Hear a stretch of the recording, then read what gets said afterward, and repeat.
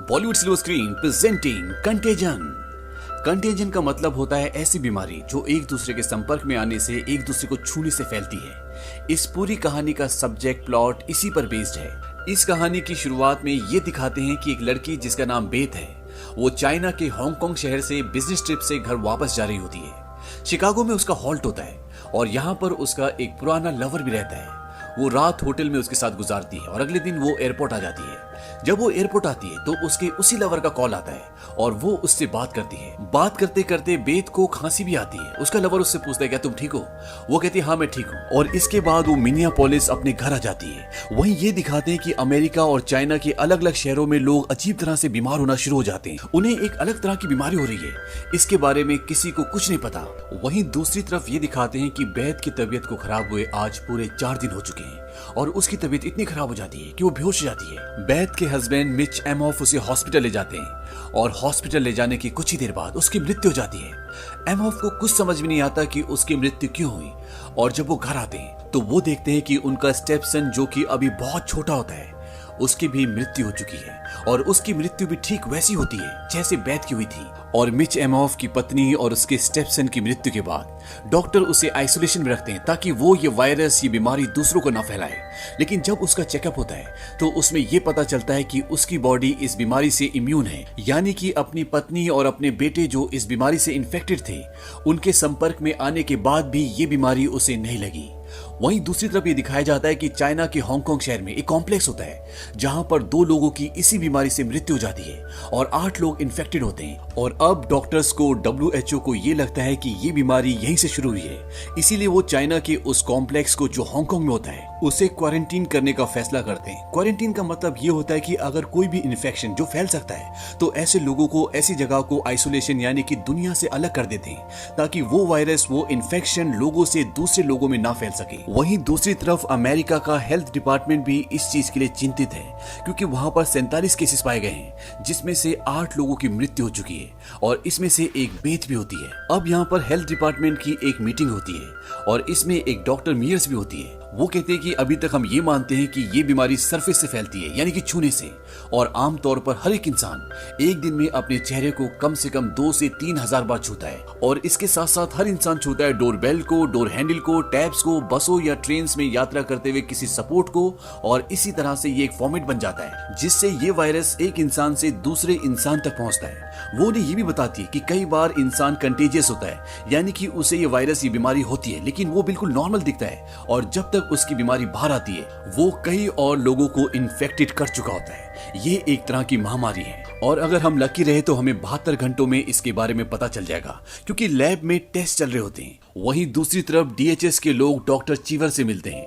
DHS वो department होता है जिसका काम होता है आम लोगों की रक्षा करना किसी भी चीज से, और डॉक्टर चीवर centres of disease control and prevention के एक बहुत बड़े डॉक्टर होते हैं। DHS के लोगों को लगता है कहीं ये बायो वेपन तो नहीं है। जिस तरह से परमाणु बम और अलग अलग तरह के हथियार होते हैं, इसी तरह से बायो वेपन भी होते हैं जिसमें एक देश दूसरे देश के ऊपर बीमारी फैलाकर उसे कमजोर कर सकता है। लेकिन डॉक्टर चीवर बोलते कि नहीं, ये कोई बायोलॉजिकल वेपन नहीं है। और इसके बाद डॉक्टर चीवर डॉक्टर मियर्स को मिनियापोलिस भेजते हैं। ये वो शहर होता है जहाँ पर बेथ की और उसके 6 साल के बेटे की इसी बीमारी से, इसी महामारी से मृत्यु हुई थी। और वो यहाँ पर इसलिए आते हैं क्योंकि बेथ चाइना से होकर आई थी और अब डॉक्टर मियर बेथ के कॉलीग से मिलती है, लेकिन वो सब के सब ठीक होते हैं। डॉक्टर मियर्स पूछती है क्या यहाँ पर कोई ऐसा है जो बेथ के संपर्क में आया हो और वो यहाँ पर ना हो।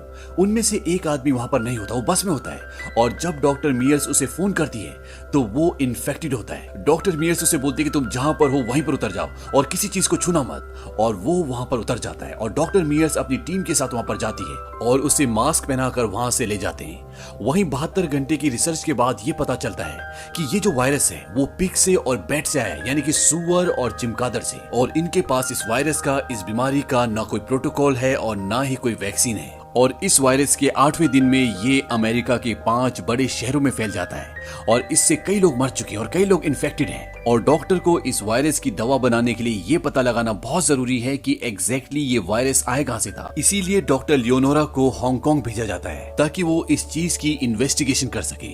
और अब तक यहाँ पर 89,000 केसेस हो चुके ऐसे लोगों के जो इन्फेक्टेड हैं, और अगले 48 घंटों में ये कई गुना बढ़ जाएंगे, क्योंकि वायरस से इन्फेक्टेड एक इंसान जब भीड़ में जाता है तो वो उन सबको इन्फेक्टेड कर देता है, क्योंकि ये बीमारी छूने से, खांसने से और एक दूसरे के संपर्क से बढ़ती है। और अभी भी इस बीमारी का, इस वायरस का कोई इलाज नहीं है। वहीं हांगकांग में ये दिखाते हैं कि डॉक्टर लियोनोरा उस क्लब की सीसीटीवी फुटेज देखती है जहां पर बहस गई थी, और वो देखती है कि उस क्लब में वो बहुत सारे लोगों के संपर्क में आई थी, लेकिन अभी भी उन्हें एग्जैक्टली ये पता नहीं चलता कि ये वायरस शुरू कहां से हुआ था। डॉक्टर लियोनारा को लगता है कि ये हांगकांग से पहले शुरू हो गया था, लेकिन उनके पास इस बात के कोई भी सटीक सबूत नहीं होते। वहीं दूसरी तरफ ये दिखाया जाता है कि डॉक्टर मियर्स, जो मिनियापोलिस गई थी बैथ के स्टाफ से मिलने के लिए और इस वायरस, इस बीमारी की पुष्टि करने के लिए, जांच करने के लिए, अब उनकी तबीयत भी खराब होना शुरू हो जाती है, क्योंकि वो भी इस वायरस से इन्फेक्टेड हो चुकी है। और वो सबसे पहले होटल के रिसेप्शन पे कॉल करती है और उन सब लोगों के नंबर्स मांगती है जो पिछले एक दिन में उसके रूम में आए थे, क्योंकि उसे लगता है कि उसे वायरस है और उसने उन सबको इन्फेक्टेड कर दिया होगा जो उसके संपर्क में आए थे। वो डॉक्टर है, इसीलिए वो इस बात को जानती है। मियर्स डॉक्टर चीवर को भी कॉल करती है और उन्हें बताती है कि मैं इन्फेक्टेड हो चुकी हूँ। डॉक्टर चीवर ने ही उसे यहाँ पर भेजा है। वो उसे तसल्ली देते हैं कि तुम ठीक हो जाओगी, मैं हेल्थ डिपार्टमेंट के लोगों को वहाँ भेजता हूँ। और इसके बाद मियर्स फोन को डिस्कनेक्ट कर देती है। उसकी तबीयत बहुत ज्यादा खराब है, उसे सांस लेने में भी तकलीफ हो रही होती है। वहीं हांगकांग में डॉक्टर लियोनारा एक बार फिर से बैथ के टेप को देखती है और वो देखती है कि वो जिस के संपर्क में आई थी, या तो वो लोग मर चुके हैं या इस बीमारी से इन्फेक्टेड है। इससे ये पता चलता है कि इस बीमारी का जो इंडेक्स केस था वो बैथ थी।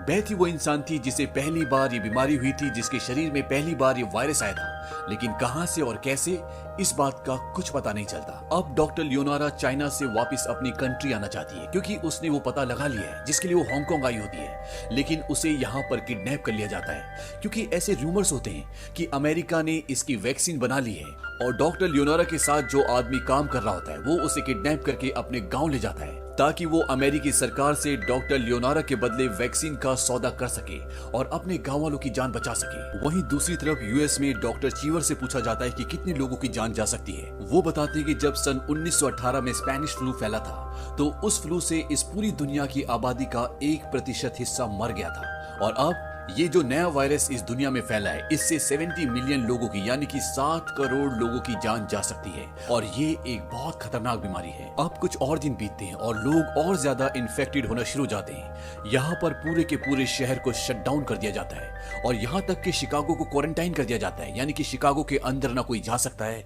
और ना उस शहर से कोई बाहर आ सकता है। साथ ही साथ ये दिखाते हैं कि डॉक्टर मियर्स की इस बीमारी से मौत हो जाती है और अब एक नए आंकड़े सामने आते हैं और उसमें यह बताया जाता है कि इस दुनिया में हर 12 में से एक इंसान इस बीमारी से इन्फेक्टेड होगा और उनमें से 25 से 30% लोग मर जाएंगे। यानी कि अगर 1 करोड़ लोग इस बीमारी से इन्फेक्टेड होते हैं तो उसमें से 25 लाख से 30 लाख लोगों की मृत्यु हो जाएगी। और अभी तक पूरी दुनिया में इस बीमारी से 28.5 मिलियन लोग मर चुके हैं और ये आंकड़े धीरे धीरे बढ़ते जा रहे हैं। यहाँ पर शहर में चारों तरफ अफरा तफरी होती है, लोग भूख से, बीमारी से, अफवाहों से, हर चीज से लड़ रहे हैं।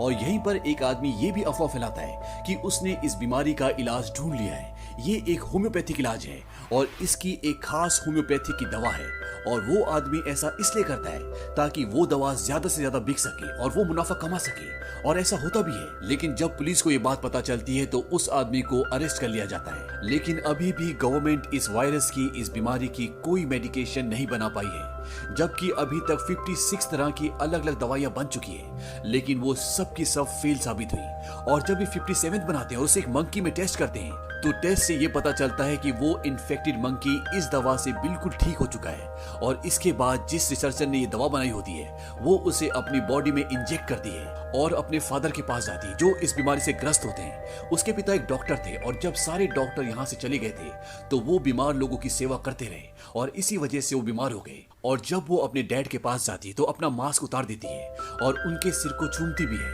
क्योंकि अगर ये दवा काम नहीं करेगी तो वो भी इन्फेक्टेड हो जाएगी। लेकिन ये दवा कारगर साबित होती है और वो ऐसा इसलिए भी करती है क्योंकि अगर लीगल तरीके से इस दवा की जांच की जाएगी तो वो प्रोसेस बहुत लंबा होगा और तब तक बहुत देर हो चुकी होगी। और अब तक इस वायरस को आए हुए इस दुनिया में 135 दिन हो चुके हैं, इसीलिए वो ये तरीका अपनाती है। और इस दवा के कामयाब होने के बाद अब इस दुनिया के पास इस वायरस का, इस महामारी का एक इलाज है, जो अपने आप में एक बहुत बड़ी विजय होती है।